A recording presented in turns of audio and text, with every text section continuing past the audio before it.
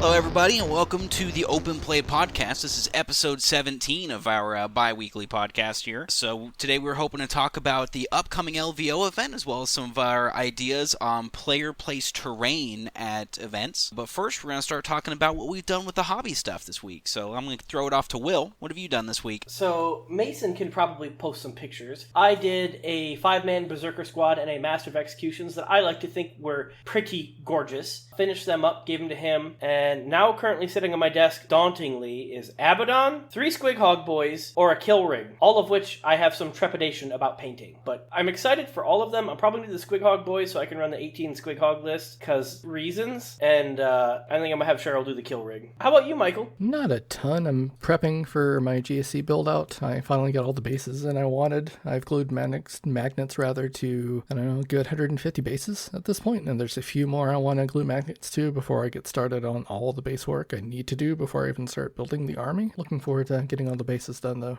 It'll be nice. I'm using Cobalt Keep bases with their magnets just to make it easier on me, because they're just so much easier to base and magnet with. What about you, Mason? What you got going on? So currently, right before we started recording, I was assembling my Cruel Boy Monster Killers for Warcry. Yeah! Not fully adopting the orc lifestyle, although the Age of Sigmar orcs are way cooler than the 40k orcs, to be perfectly honest. 100%. And I've also been working on Angron, not as diligently as I should. Definitely not speed painting him. Just like every now and then I might put like 10-15 minutes of work into him because I don't want to rush, and I don't think World Eaters are going to be it for this next data slate. World Eaters don't deserve it, but they gonna get smacked. I don't agree with that, but I think that they're going to get inadvertently nerfed because I think Custodes are going to get buffed. But my opinion is Custodes are going to get a pretty big buff. I think they're probably going to get over buffed because GW, they just love those golden boys so much. And I don't really see how World Eaters beats Custodes if Custodes are like anywhere in the realm of a good army. So other than that, I haven't been working on too much, actually. Work's been kind of, I know Michael has sympathy with me too. Work's been kind of kicking me in the face, so I've been kind of enjoying my downtime. Been playing a honor mode run of Baldur's Gate 3, which is pretty intense. It's definitely a lot harder than I thought it was going to be, but having a good time doing that too. But Alex, let's throw it back to you. What have you been working on lately? I've started working a little bit on the Seraphon. I'm kind of in the same boat. Haven't had a ton of time. Got some like family stuff going on, so just kind of slowing down what we're doing. But hopefully here soon, in the next couple weeks, it'll kind of even out a bit, and I'll be able to start really kind of, putting the going to the grindstone on those and get more of that done. Because I would really like to see me get the battle box done, and then after that, I'll feel justified in buying the Vanguard box and the Croxigors that I want. But that's all I've been working on. So how do you guys feel about the upcoming LVO event? Are they doing player placed, Mason? Yes, LVO is still doing player placed. I love watching the LVO streams. They're always so good. Joe from War Games Live is going to be there, so there'll be an FLG stream and a War Games Live stream. I want his job, by the way. So, you get 2 different games to watch. That's basically 2 full weeks of content you get to watch people play 40k. It's nice to watch people like Art of War, Tabletop Titans, or other people do battle reports and stuff like that.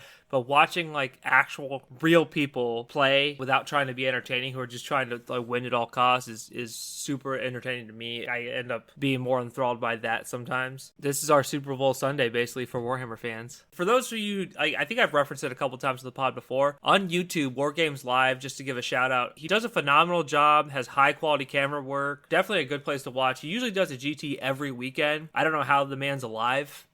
Because he drives probably like 10,000 miles every 6 months, something like that, just to go to GTs and stream them. So definitely a great place to engage in Warhammer content. Doesn't do any Age of Sigmar or anything like that, but... So what you're saying is we have something to plan for then. Yeah, definitely. Every weekend, drive out, record Age of Sigmar stuff. Let's go. I mean... Someone else is going to have to buy an RV.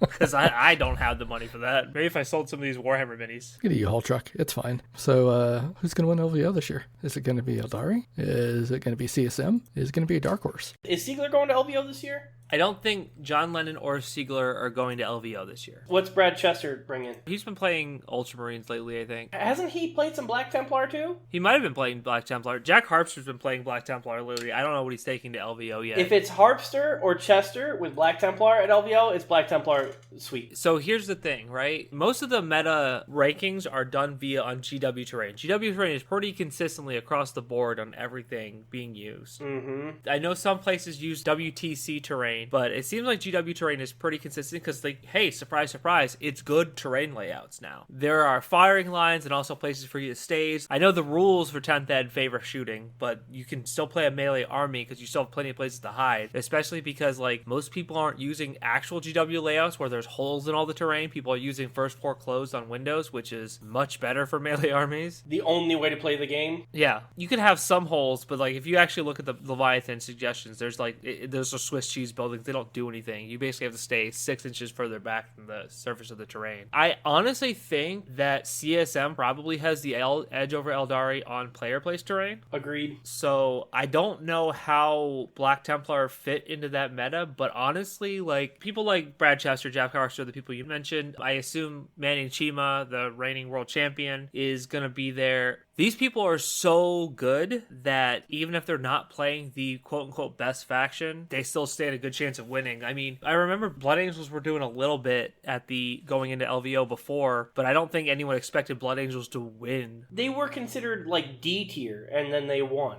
Yes. And honestly, watching some of the streams where Jack was playing the Blood Angels, it was honestly like an anime villain where he's like, I'm so strong, I'm so much better than you at this game that I'm going to do everything that I'm going to make every decision in this game and you're not even going to know that I'm beating you. Because it was just like, I have these Sanguinary Guard 18 inches away from everywhere on the board. If you move anywhere, you are dead. And because that's what Sanguinary Guard did in 9th edition. They just killed whatever they hit. Yeah, I can agree with that. And I will say, this is a will take, and I don't care if it's a hot or cold take. Player place terrain is a stupid thing that provides another barrier to entry to the game. Now, if you're going to obviously huge events like this, should you have the skill? Yes, you should be prepared to practice with player place terrain. But RTTs, smaller GTs, I think player place terrain has no place in. Player place terrain, if you are bad at placing it and you go against a shooting army, you will lose the game turn 1. And it will be entirely your own fault because you misplaced your terrain. One of the first competitive games of 40k I played when I came back in 9th edition, I played against a Tyranid player. I didn't even know what player place terrain was, so I learned the rules on the fly. I won the terrain roll-off, didn't put my piece of terrain in the center. He put his piece of terrain in the center, and I proceeded to get trounced because he placed a Tervagant right behind it. Or not a Tervagant, whatever spawns the spore mines. A Biovore? It wasn't a Biovore, it was one of the bigger bugs. Oh, the Sporocyst. It was just like, if I go towards this, I take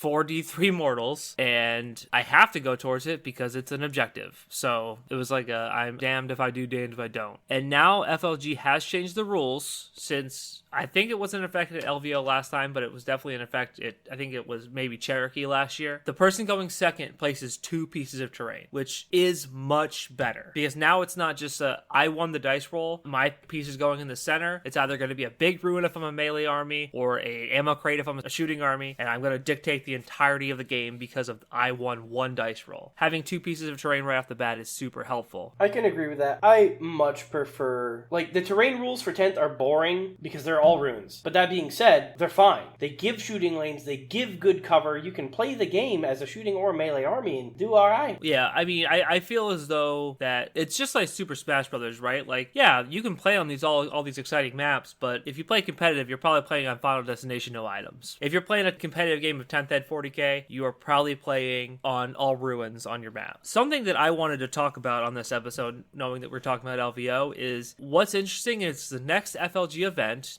which is in February, the Cherokee Open, they haven't released the player pack yet. I've read there's some speculation that they're going to do a GW layout there, which would be a complete pivot for FLG. FLG has always done player place terrain, so if they start using a GW layout, that's a big difference. And I think it's kind of a testament to show, like, GW mixing up and making better terrain layouts for tournament play is a huge deal. FLG is the closest thing to an official tournament organization that GW has. GW doesn't really run a lot of tournaments. They run like like 3 a year, something like that. So the fact that FLG runs the biggest in the world and all these other huge super major tournaments, if they adopt their tournament layouts, it's kind of just testament like this is a really good tournament layout. This is a fair and balanced layout. Now, I could just be eating my words in another couple of weeks when they release the player pack and it's the same exact rules, but hey, I'm just throwing it out there like, who knows? A healthy competitive meta leads to a healthy casual meta, right? Because when you show up to your store and you say, hey, does anybody want a game? And they bust out an army and you bust out an army and they're playing a bleeding edge Necron list and you're playing a middle of the road Space Marine list, not being totally and completely outclassed in every way should be the norm. And I do appreciate very much, right? Because I started playing at the beginning of 8th and GW, I think, did like 4 or 6 updates across the entirety of 8th. And to my friends at the time that had been playing since like 2nd, 3rd edition, they were like, this is unbelievable. I can't believe GW is updating the game like this. I appreciate GW updating the game as often as it does because they told me horror stories about an Eldar Death Star where you literally, every time you shot at them, you get -1 to hit and it's stacked until you literally couldn't hit them. Even on 6s, you couldn't hit them. And I'm like, that sounds awful. And they're like, yeah, that was there were 3 years of that. And I'm like, why would you play this game? Why would I spend hundreds of hours painting my army, packing it into my little case, my $250 case, driving 15-20 minutes up to my local game store to get absolutely trounced? Why would I do that? I would never play the game. And I think GW has started to realize that a healthy competitive meta is and obviously we can have whatever discourse we want to on going almost solely off of win rates, because that's what they do, and they've openly admitted that. But they're at least trying. They're using bulk data to adjust the game in a direction that's healthy. And I could not appreciate that more. Let's compare like the top armies to the bottom armies right now versus the top armies in 9th to the bottom armies in 9th. The end of 9th, like there were some armies that literally could not, like if you play against GSC Custodes and then Iron Hands, like you weren't beating these guys. GSC teleport all around the board. You're almost certainly going to get at least a 30 on secondaries, and then you're going to table them, assuming you were good with the army, because the army was very hard to play. Iron Hands just shot infinitely hard because Desolation squads were ridiculous. Somehow less ridiculous than they were at the start of 10, but they were ridiculous. Chaos Demons had flamers, and World Eaters showed up and they said, hey, if you table me, I'm still going to somehow score 30 points on secondaries. So you better win this game on primary because you ain't winning on secondaries.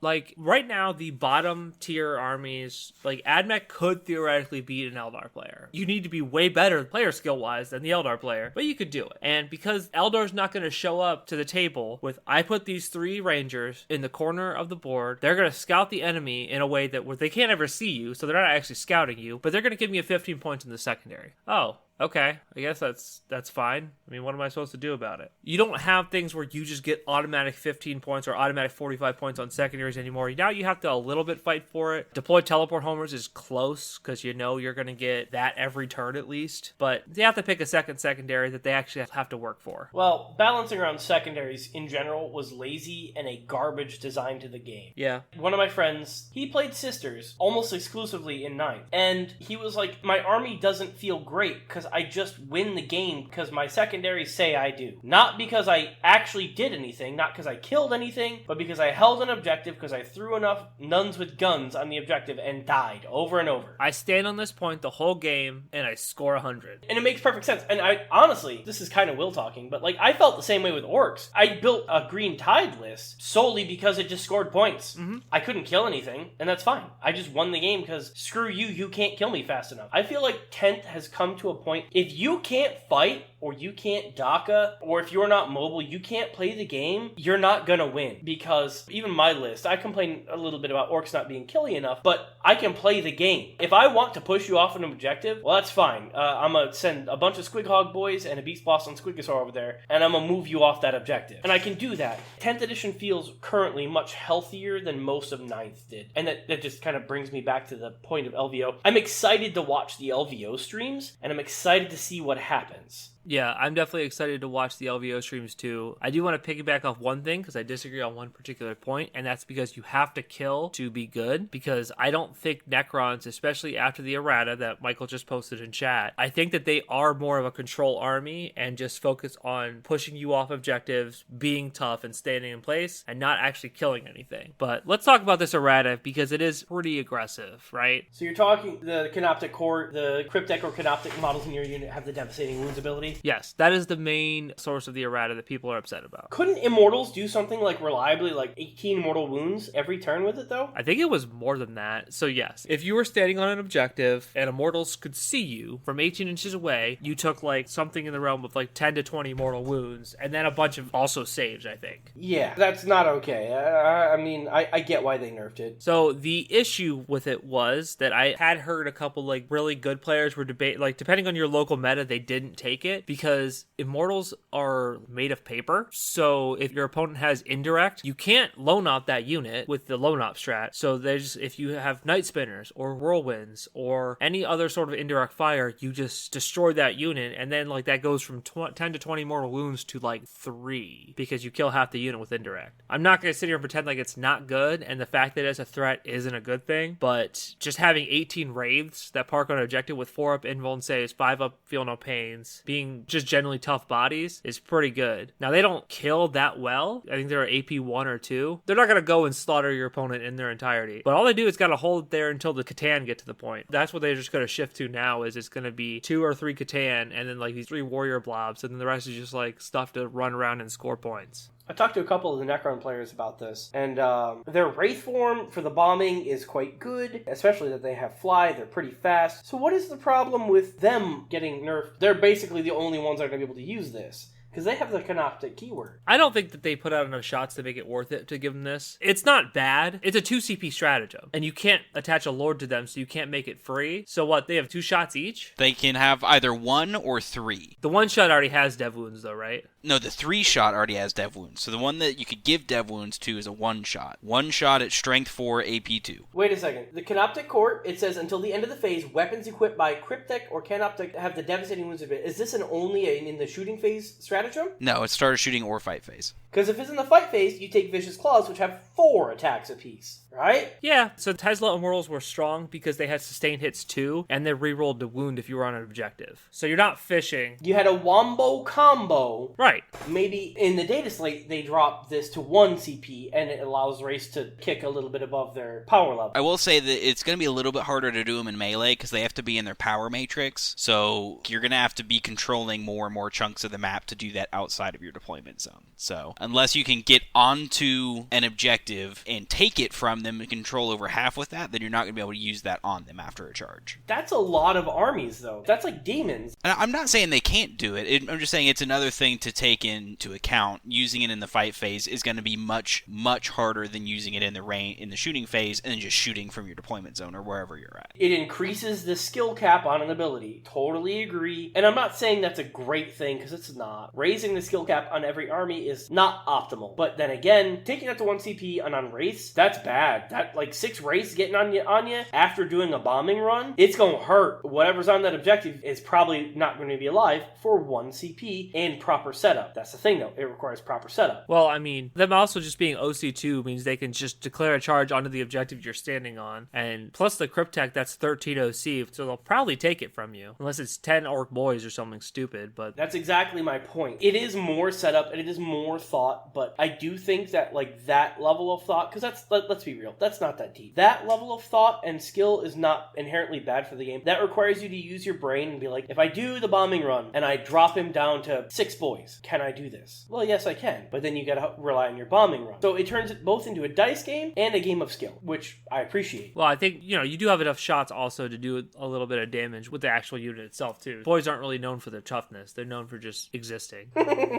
That's ultimately my point, though. Like, Immortals getting within 18 inches and deleting you because they can. That's not fun. That's not skillful. That's not interactive for your opponent. And that's not interactive for you. That's you saying, I pay 2 CP to delete whatever I want to. Congratulations. You're good at the game. No, I think it was a harsh nerf, but I don't think that it was an unwarranted nerf. I think Necrons can be fixed with points. Drop a couple points here and there, give them an extra 100 points to play within their list, and I think Necrons will bounce back just fine. Necrons are, like, aggressive ground tier army. Like, they're still good. They're either B or A tier, in my opinion. I think that this nerf just makes the Canoptech Court not this is the detachment everyone takes. So that's fun.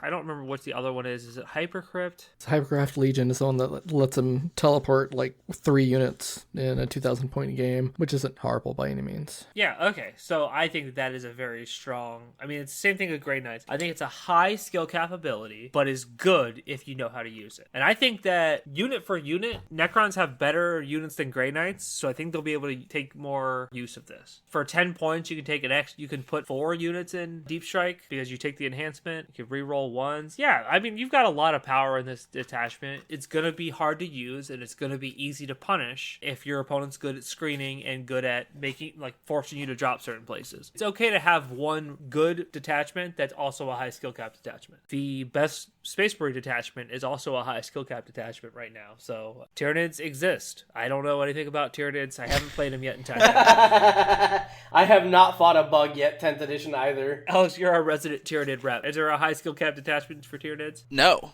unfortunately not, because you just take Invasion Fleet because it's just the most adaptable, and then you just spam Spore Mines and everything with Deep Strike. It's about all we have. That's Will's version of high skill cap. Just flood them with bodies. I just put 300 models on the board, and then I ask how many points I have. The Invasion Fleet is still the highest played one, though, as far as the detachments, with Synaptic Nexus being the second. Yeah, the other ones aren't seeing a ton. Like, Synaptic is definitely the next best. Speaking of all this, as a tangent, what's going to be the LVO drama we're going to see this year? Cheating. The answer is literally always cheating. Well, don't come out with too hot of a take here. Yeah, I know. Dude, I'm sorry to all the top tier players that don't cheat, but whenever I watch top tier games, I'm like, you can't do that. That's straight up wrong. And then if you say something in the chat, you just banned. Like, I don't say anything because I'm not stupid. I don't want to get banned. But I watch people like, hey, that's an illegal move. And they're like, shut up, stay positive. And they're like, but he literally just cheated. And they're just like, banned. I'm like, all right, well. I would be careful with the word cheating because sometimes it's just a mistake. There's a difference between saying Plague Weapon and re-rolling a 4, even though you're only supposed to re-roll 1s, versus, oh, I'm going to tank shock you. I'm playing World Eaters. Oh, my World Eaters get +1 strength on the charge. Well, technically tank shock happens before the fight phase. You only get the buff in the fight phase, etc., etc. Like, there's a difference between getting a rule honestly wrong and cheating, but like... That's not what I'm talking about, Mason, and you and I both know it. Oh, you mean blatant cheating. I mean, a person who recently placed very high in the Richmond Open. He was banned, and this is the same person who re-rolled Plague Weapons. That is blatant. Yes. That is a core rule to your army. You cannot use that every game. And at the very, very tippy top tables, you're like, oops, oopsie poopsie, I forgot how it works. Oh, it's my recording thought before GW cancels us for saying this, but yeah, I do agree. That was a joke. My recording didn't stop. Oh, God. Thank you. I was about to, yeah. I'm old. I can't handle a heart attack, okay? So I will say I have never met this human being. Never talked to them. It's possible that people learn and grow and adapt and realize, yeah, I was stupid and I was younger at the time, whatever. But like, it's healthy to look at a little bit of skepticism. Like, why, if you're such a good player, do you need to do that? Hopefully it doesn't happen at LVO this year. And hopefully, like, I feel as though the community's getting better at weeding people out who are not just cheaters, but also bad sports in general. I feel as though bad sports are getting called out too. And I'm here for it. Like, don't be a jerk. I get super salty whenever I'm losing, especially like if I'm losing a game that I know I shouldn't be losing, because like if my opponent didn't roll 66% on their 5-up invuln save, Hi, Mason. Like, I know that I like that squad would have been dead and that squad couldn't have contested that objective. I would have been much better off. But it happens, you know? I get salty. Once the game's over, I take a deep breath and I'm totally good. You know, anyone here who's played me and seen me get salty knows that. Like, I'm good. That's it. So I would hope that if you get banned for cheating or yelled at, like, hey, you played a rule wrong, you grow from it and don't do it again. Speaking of cheating and rule getting wrong, we're going to see something similar to what happened to Lennon and Chima during, that series a month ago. So that sets a bad precedent, and I really hope that the FLG judges don't do that. Such a bad precedent. Lennon's statement on it was honest mistake. He harbors no ill will, so it's not right for me to be irritated about it. However, the judge who even brought up the issue was wrong. 100%. If it wasn't caught in the moment, how am I supposed to remember? You think I remember how far I moved a unit an hour ago? Even 10 minutes ago? Like, did I move him 5 or 6? I don't know. I have no idea. And that's one thing that the Warhammer community has to change. Normalize calling for a judge. You go to a Magic tournament, you hear judge yelled every 3 seconds across the room. That's good. Normalize that in 40K. And let's be real, I'm a TO, I don't know every rule. And that's okay. Normalizing calling for judges needs to be a thing in 40K, right? Like line of sight issues. If two players can't decide, hey, call in a neutral third party. I don't care who wins. Yep. I would honestly say that 60% of being a TO is looking at someone in the face and say, show me in the rules, and did you read relevant FAQ or the rules commentary? Like, that's half of what it is. Like, oh, you're saying your rule works like this? Can you show me in writing? I read the rule. Yeah, that's not how it works. Like, that's it. So it's very hard to be confrontational in this hobby for a lot of folks, and I get that. And not all of us are comfortable, like Mason said, saying, show me your rule. And then they show it to you and you go, that's not what that says. And then they go, well... And then you have to be, as a TO or the rules administrator, you have to go, sorry, bub, I rule against you. Your opponent's correct. Next. It sucks, but that's the way it is. Yeah, honestly, you are not insulting your opponent by saying, hey, I don't think that's how that works. I'm going to call a judge. Yep. That is, I don't know the rule. Let's call the judge over. And if the judge tells you something and you know it's wrong, it's also okay to look that judge in the face and say, is there a option to appeal that ruling? If you're at an RTT, that's probably not an option. It's probably the only one TO. But if you're at a GT and someone tells you something wrong, like, can I talk to the head judge? Because that, based on this errata that I thought we were using, or based on this previous ruling, that's not how that's supposed to work. I haven't done it at Yu-Gi-Oh! Or I haven't done it at 40K, but I did it at Yu-Gi-Oh! A bunch of times where a judge would come over, give me a bad ruling, like, yeah, I'm appealing that ruling. I'm like, that's not how that works at all. Well, I couldn't agree with Mason more. I think I did indeed have to do that at the Richmond Open, Mason. I had one of the judges come over, they made a ruling, and I said, can you go get the head guy? He came over and he said, no, that's not how that works. Yep. And they figured it out right then and there on the spot, and we continued, me and my opponent looked at each other in the face and said, hey, good stuff, man. Shook hands, and we moved on. Because you're a person, your opponent's a person, that judge is a person. The idea is that once you bring a fourth brain in there, hopefully someone in that brain pool can get the rule right.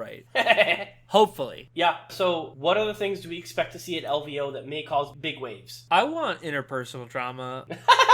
It's such a messy thing to want, but I would love for someone to... So, I'm not going to talk about where the stream was or who was it.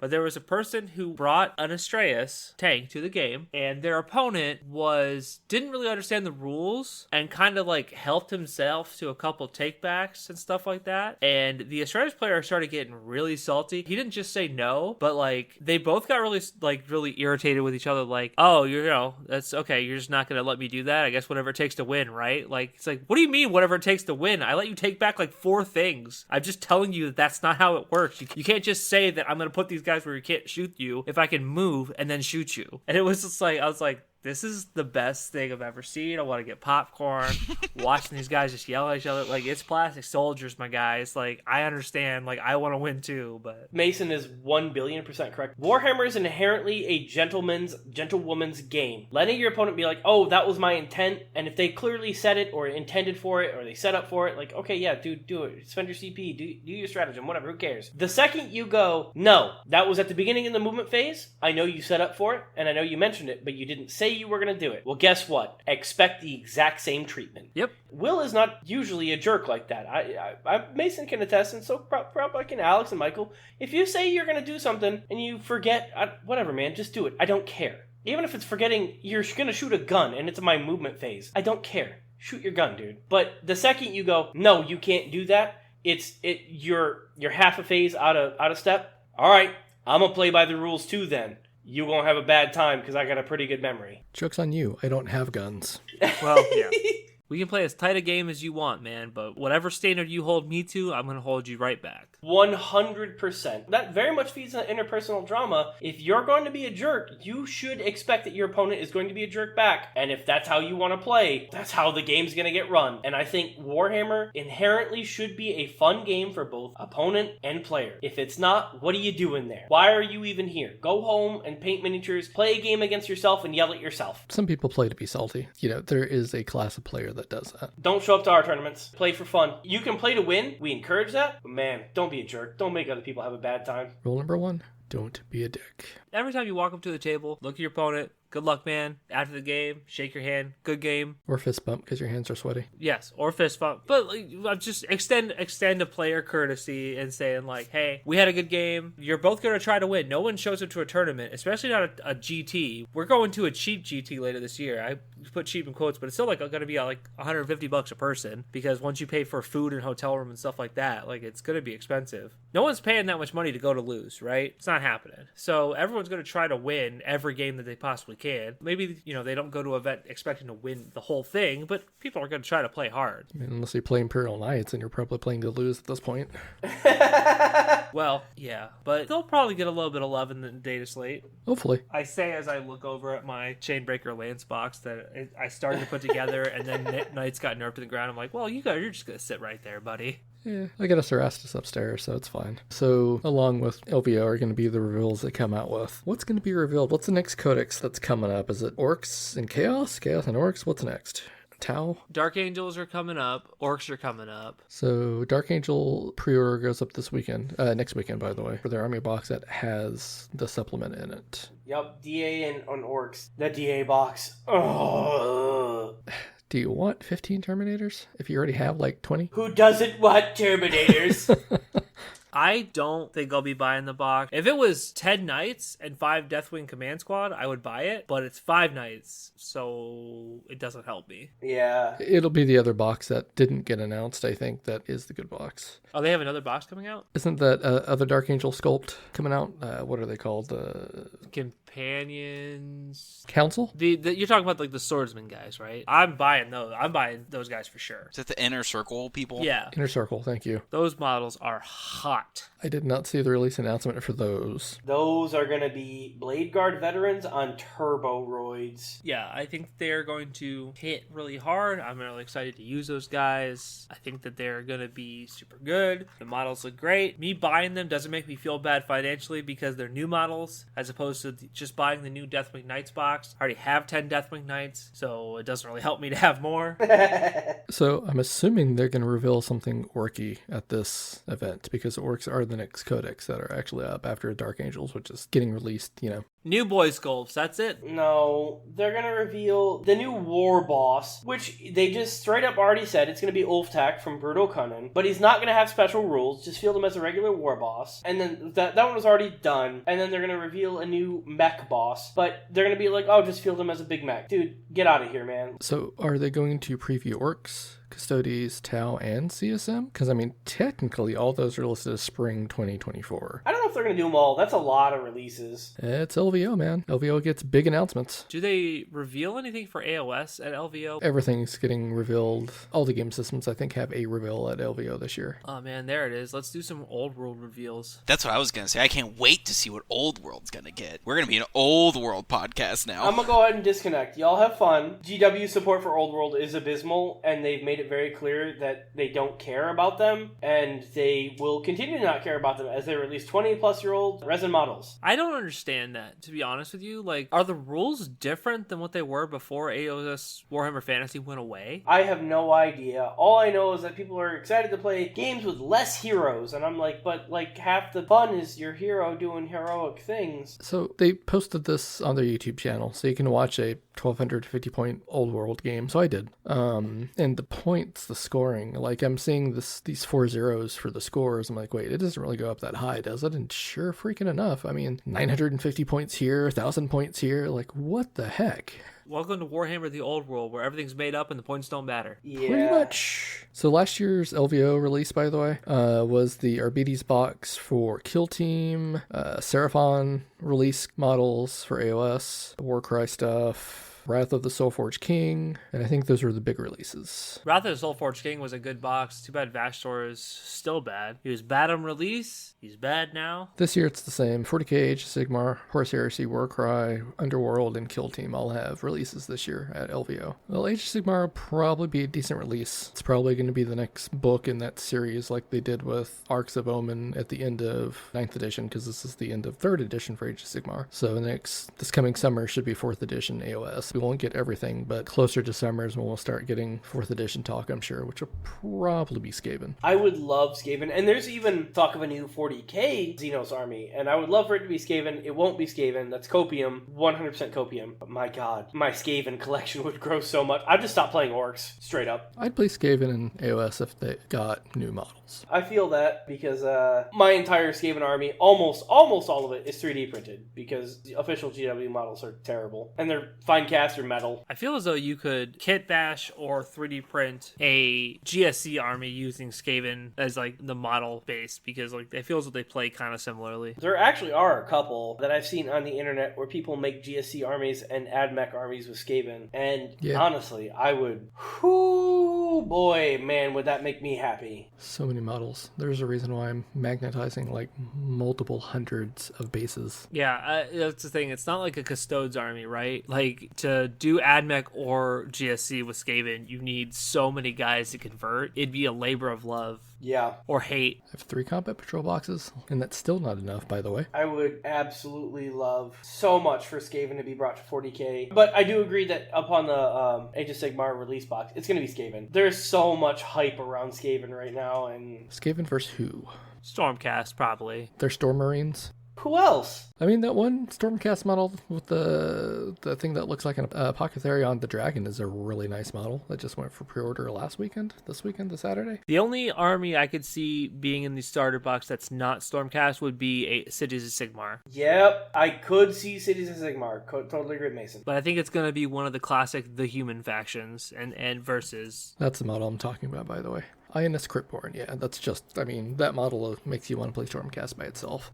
No. Yes. How much does that boy cost? Probably 120, I'm guessing. No, 130. I was close. But I mean, just put that model in 40k. It's fine. That's kind of my point. Would Skaven Giselles be out of place in 40k when you've got Mechanicus with gigantic stilts and totally not a phallic device up their rear ends? Like, Skaven would not be that out of place in 40k. Like, a Doom Wheel that'd be a totally normal thing that you would see in 40k. So, remake your Orc army and make them all Skaven related and just play that. Nope, I would just build and paint more Skaven. All the Skaven. I am not joking. I would shelve if they released a huge collection, and GW's listening, you can get thousands out of me. Just release plastic Skaven for 40k, and I'm in. Would they call them something different? I wouldn't think so. I mean, you have Orcs and Orcs. I mean, it's not too much different. I just call them Skaven, dude. That's what they are. Also, they could just be mutated humans, so they could even be like an Imperial faction if you really wanted them to. They're from the Underhives and stuff like that. Mutants. Yeah. All that warpstone. A bunch of addicted meth heads. Yeah. So to be fair, that's basically what the AdMech are.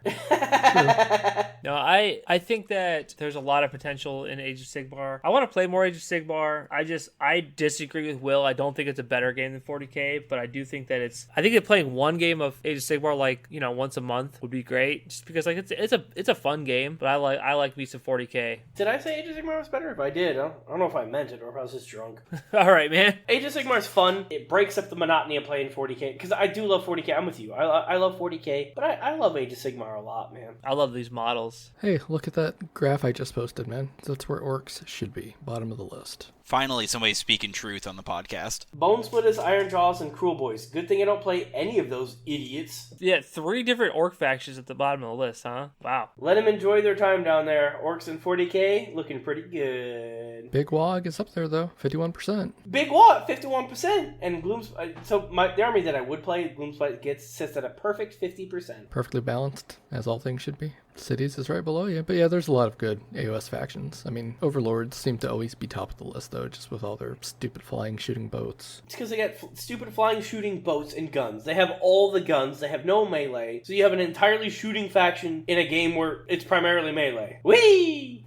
Flesh Eater Quartz is up there. And your stuff flies, so... Yeah. I mean, Cities has a lot of shooting. And when I finish building Mount, I will have a lot of shooting in that army. Well, like 2 boxes of shooting, but still, that's a lot for Sigmar. That is a fair amount for Sigmar. Even Skaven. Like, I have a lot of DACA, but, like, I have melee, too. I mean, OBR's up there. They're all melee. Blades of Corn. Yeah, this will be my one hot take for the episode. Mason's gonna yell at me. A game that has primarily melee at the top is a healthier game. Shooting will always be useful. Shooting will always be good. But having melee be consistently good is healthier for your game than having shooting be good. This just means I need to play Sigmar more because I prefer melee armies. Let's go, baby! I think that you undervalue shooting a little bit, and I think you think that it's a little bit more face roll than it actually is. But no, I think that both methods of play should be viable, because I do think that if you can completely skew towards all melee or all shooting, actually no, I think all melee is actually fine for an army, but I think all shooting is not. I think you should have to fear a little bit of someone charging you and punching you in the face. I disagree. Top ranked army on that list doesn't seem to think so. I said should, not do. I think that everyone has a plan until they get punched in the face, and I think that you should be afraid of getting punched in the face. That's why I like World Eaters, because it didn't matter how fast you move, I might be able to punch you in the face. Yeah. When my faction leader moves 22 inches and then can charge you, it's going to be hard for me not to punch you in the face. There's a reason I like that army. I really dig the army thematic. So it's an army I really enjoy. I'm looking forward to getting new models sometime next year when the Codex comes out. Blood Surgeon, baby. And maybe we'll get a Chaos Lord instead of just a Master of Executions. Maybe actual new Terminators. World Eaters need an expansion. They need what are their faction specific Terminators? What are they called? Red Butchers. Yes, release the Red Butchers. There was a build before the Lord of Skulls went up to be 1,000,000 points. There was a build that some of the Art of War guys were kicking around. It was 30 Terminators and a Lord of Skulls. I was just like, this is just nonsense. I love it. But then the Lord of Skulls went up to 600 points. It's well, this idea is kind of in the trash now, which is fair because I hate the Lord of Skulls model with a passion. Dude, the Lord of Skulls is bad, and if I found a 3D print the other day that I was considering printing for one of you World Eaters losers. It was a knight, and it looked so amazing. You like World Eaters, you jerk. I do. No, I love World Eaters. Then why are you calling us losers for playing it? What are you doing? It's what he does. That's what I do. Will, why don't you explain your feelings on the podcast right now? It's not Orks, so obviously.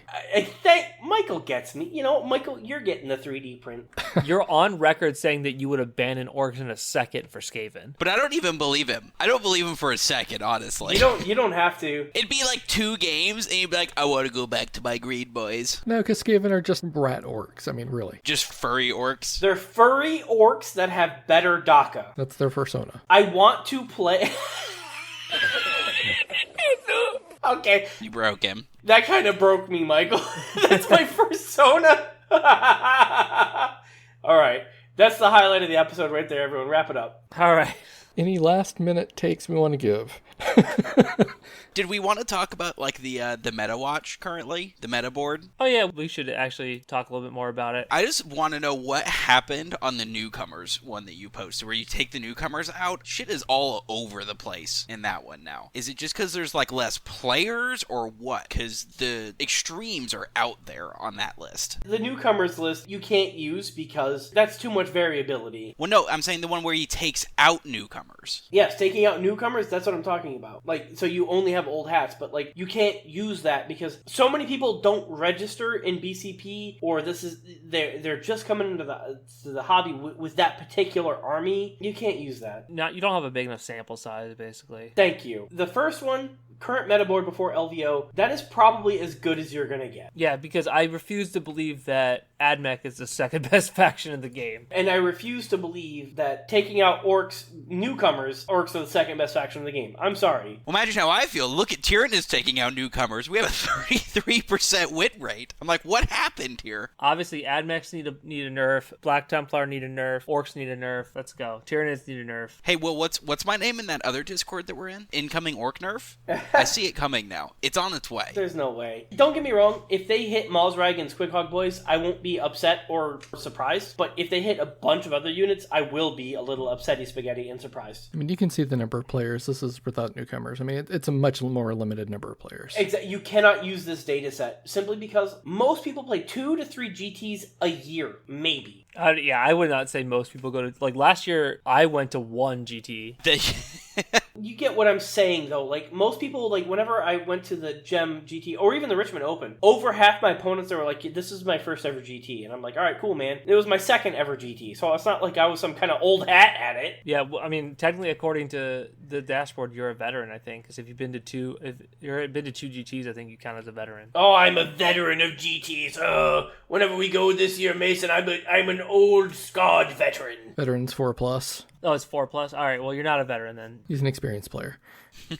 But I mean, 6 games played, Deathwatch, they're listed as number 1, but there's only 6 games. What about that Necrons, though, with like 70-something, I think is what it said? Yeah, 76 with a 64% win rate. This is not newbies. This is with newbies. This is just flat data with everybody. Could you omit the factions with less than 10 players? Yeah. Is that an option? I thought it was. Maybe not. Let's redo this. No, I don't see a filter for it. So There we go. This is more accurate. That's still crazy high, though. It only dropped a few percent. So it's still 62% for Black Templars, for anybody who's listening, by the way. Because we're not really saying this stuff. with 84 games played, 62%, 58%. I can't read. If you want to like see this and know what we're talking about at this point in time, there's our Discord that it's going to be posted in the description. You should join and come look at it. We are going to take someone else's hard statistical work and take credit for it. We're 100% taking all credit. But I think that there are certain hard counters to other armies where there's a lot of rock, paper, scissors going on a lot at the top. And look, you guys can make fun all you want. I can only speak to what I know.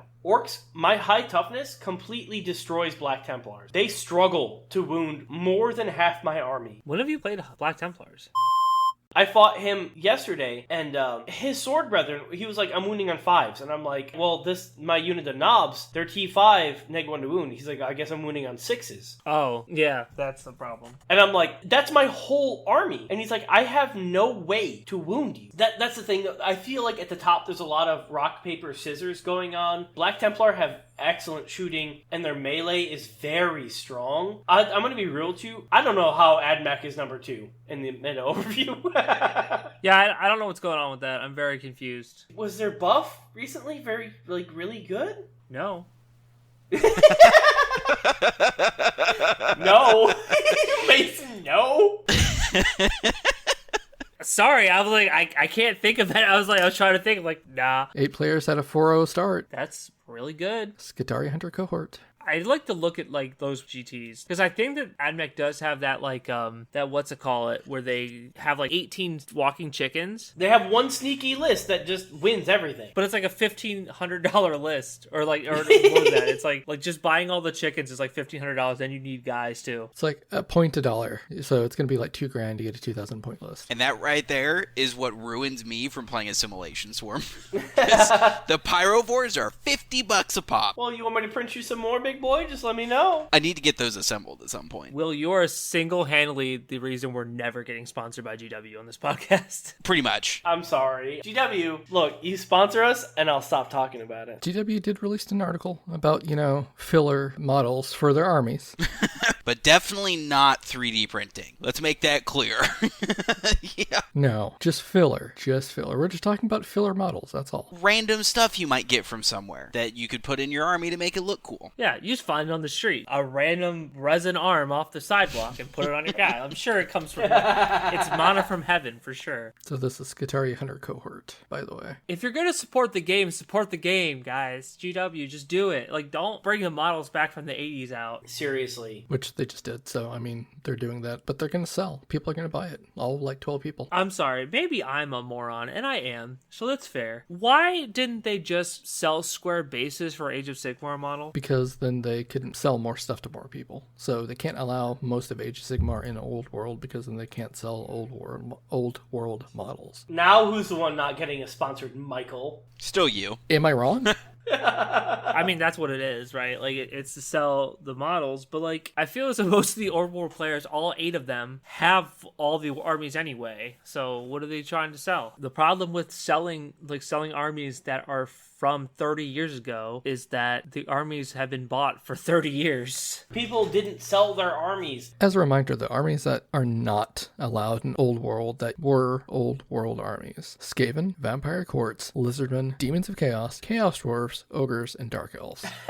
Because they're Sigmar armies. Is that the rationale behind it? Yeah, that's gotta be. The rationale is that they're not supporting them. Because they're Sigmar armies. They would take away from Sigmar if they did that. They couldn't sell you something brand new. I don't know why they couldn't sell for both systems. It seems like a win-win. Am I wrong? You can use Warcry models in Age of Sigmar, and you can use Age of Sigmar models in Warcry, so it's... Thus enticing me to buy both. Yeah, right, totally. I'm agreeing with you, 100%. I don't get it. It doesn't make any sense. Demons of Chaos being both legal for 40k and Age of Sigmar, I want to buy more demons. I like both systems. I want to field them in both systems. Let me do that. And not the same units aren't good in both systems. So like yeah, eventually you'll reach critical mass where you'll have enough of everything to feel whatever you want. But you spent like $10,000 at that point. So I mean, that's the critical mass of being a quote unquote meta chaser, right?